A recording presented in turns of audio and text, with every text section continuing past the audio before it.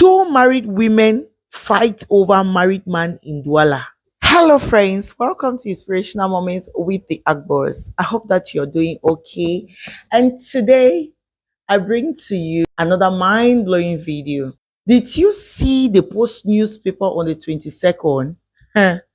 This is what I'm talking about. A friend stumbled on this newspaper and called me, "Hey, Noella, have you seen the newspaper?" And I was like, "What newspaper?" And she sent this paper. It was published on the 22nd of September, though we only saw it last week. Now, let's read what really caught my interest on this newspaper. Married woman dies in boyfriend's house. Underline the word married. Number two, two married women fight over married man in Douala. Hey, don't know if you understood. I just wonder what their spouses will be doing. The wife of the man and the husbands of the two married women. If they were passing by, what would they do? They'll join into the fight. It will be a fight of love battle. Dwala again. Married woman catches elder sister in bed with her husband, beats her to unconsciousness.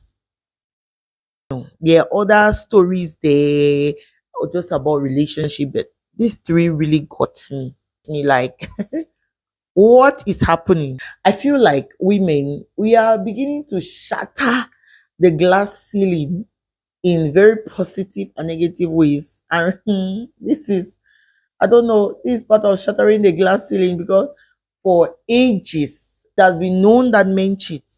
But now, much recently, we have this wave of women cheating and it's becoming very rampant. I'm not saying that it's okay for a man to cheat. No, I don't endorse cheating in any form, because the consequences, I don't know if there's even any positive side to it, but I would say that the consequences by far outweigh the benefits of it. When I saw this news, I was so disturbed in my spirit. I wanted to understand why people cheat in general, and particularly this new wave of women cheating.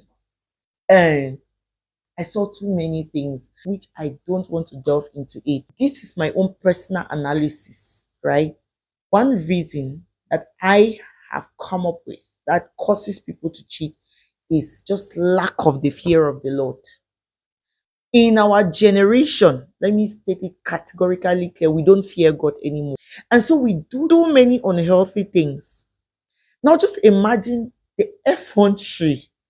A married woman fighting with another married woman in public, you know, because of a married man. Can you imagine that?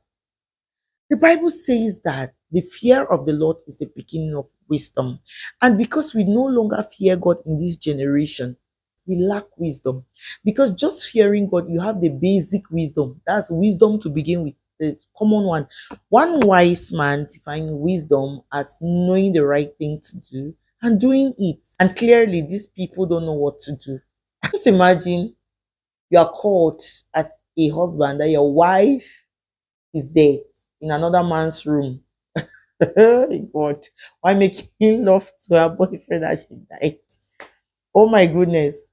Go and claim the corpse. Marriage is different from dating. With dating, there is some form of flexibility. Flexibility in the sense that, oh, you're with this person and you find that things are not moving well the way you had planned or envisioned. You have the freedom, the liberty to move out of the relationship at any time. But I'm not saying that you cheat. I say walk out. There's a difference. Now, marriage is different.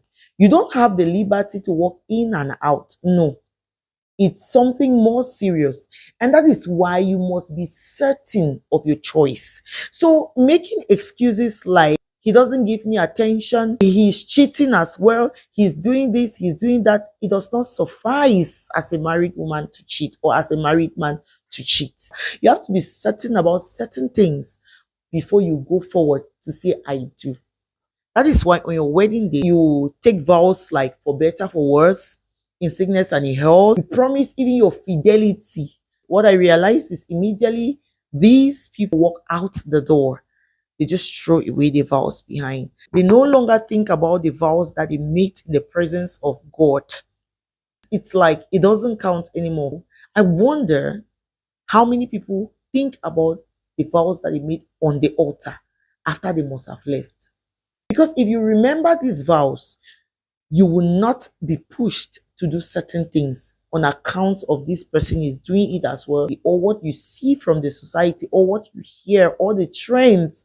You will want to stay true to your vow because you know that you vowed in the presence of God, and that was a covenant you were taking, which has consequences. The Bible says that God is a covenant keeping God. So if you don't keep a covenant, know that He holds a covenant strongly and He keeps it. So when you sit there, you, the man, God, and other witnesses, and you make these promises, I will encourage you to think about it squarely when you want to go about cheating or doing any other thing that is detrimental to that marriage. It's heartbreaking to see that in our society, people are more concerned about getting married. They cherish just the ambience of the wedding. And so a lot of young girls, women live to the dream of just having that day, wearing the white gown, dancing, and all of that. They get to forget that after that day, there is a life ahead of them. So you need to be watchful about who you have as a partner. Or pay attention to that which is necessary, which is looking at this person's character. If you can stay with this person for years to come, happily enjoying a blissful marriage. When I look at all these cheating stories, I blame the society. We are responsible for pushing the narratives that has made these people to have the effrontery to do this openly. Now, what am I talking about? These women and men, they have sisters, they have brothers, they have parents, they have friends that they go about with. And guess what? These friends endorse these acts rather than causing them to think about the consequences of their action. You find a man, he's in the bar, he comes to his friends with another girl, and the friends are, oh, you be strong man, hey, that, and they are inside encouraging, hey, how they are this, that is what we do. We endorse these things and we make it feel as if it's okay. And somehow the society even fixes it by saying that men are polygamous in nature. God did not create anybody polygamous in nature. It is not in the Bible. He created us in His image. God is not a God who can cheat. Even Jesus Christ, when He came in the form of a man, He had no affair with woman. Talk less of having an affair with this one and jumping from this one. It's not in the nature of men to be polygamous or to be cheating on the sides of the women. How about a woman who also is thinking about cheating and goes to the friend, and the friends are like, if he did cheat, you to cheat. I know of a story of this lady that her husband wasn't paying much attention to her, and suddenly she walked up to a friend who wasn't married and explained the stories to her. And what this friend could do was to encourage her friend to cheat. She told her that if your husband is not paying attention to you, if he's treating you in this way, look good, feel fine, which is not bad. It's a good thing to look good. Go outside, have fun, have another person that will just cool your heart. So when you are seeing him, you'll not be so angry, you'll not even be thinking about it much. And when he sees that you are no longer having his time, that's when he'll start pursuing you with all seriousness. And so when I heard of this story, I was like, how does it help the situation? You're encouraging her to cheat, so he pursues her with all seriousness. Rather than encouraging her to pray, rather than encouraging her to have communication with this person and pray for his character and his behaviors. How well would that advice really work? Imagine that this man pursues the wife now with all vigor because she's now looking good and all, and comes now and realizes that this lady was cheating on him. What do you think that would be his reaction? I want to employ us today. Please, let's be mindful about the things that we say to people. Consciously or unconsciously, we are destroying many marriages out there through the narrative we are pushing and the words of encouragement we give to people that are at the verge of this cheating. If you are at the verge of cheating, or you are in a cheating relationship, you are in a verge of cheating, right? Or you're in a relationship where you're cheated on, And so it makes you feel angry. It makes you feel somehow. Seek professional help. Go to a professional counselor and talk to. I've always encouraged professional counseling because it's a safe space where you can talk to a counselor and make informed decisions. Someone that will give you a clear understanding on the steps that you're about to take, and you look for better solutions, not to go around talking to friends. I encourage you to talk to a counselor. And just in case you're looking for a counselor, my husband is a very good counselor. I'm just saying this so that you know that professional help is available to you and can help you walk out of this situation with dignity and respect. When I say walk out, I'm not saying that leave the relationship. I'm saying that walk out of the whole situation. You and the counselor can see how to navigate this situation around in a way that is dignifying rather than in a shameful way like this that we are talking about.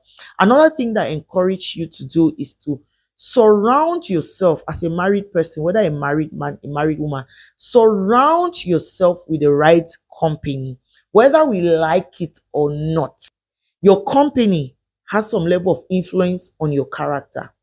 Now, if you surround yourself with people that have the vision of making marriage beautiful and blissful, you realize that you too will start working towards your marriage looking beautiful and blissful. It's just like that. Osmosis, the stronger solution pulls the weaker solution. Before I got married, somebody said, married women don't make friends with unmarried women. And I got so angry. I was intensely angry. And that's because I did not understand the importance of that statement. When I got married, I understood the sense behind that statement. The Bible says that iron sharpeneth iron. There are some marital issues, right? That is only a married person that can advise you on. I always say this thing that marriage cannot be explained, it can only be experienced. There are some things that if you tell an unmarried person, they will not comprehend.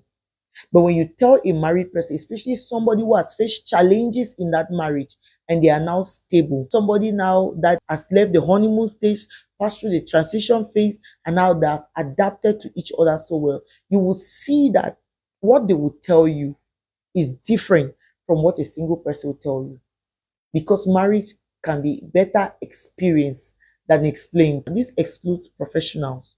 A professional is trained to carry out the task. I will leave you with this word. The grass will always seem green on the other side when you look at it from afar. Cross over, then you realize that the grass is not as green. What am I saying? You see your spouse, you are only seeing the weaknesses of your spouse, and you feel that this person is not right for you. You made a mistake and all. If you have not yet subscribed to our channel, I don't know what you're doing. You should know by now that we are committed to helping you build very blissful relationship. Please subscribe. And also, please don't forget to click the like button so the algorithm is going to push this video for other people to benefit from. Until we meet again, God bless you. Stay tuned. Bye bye.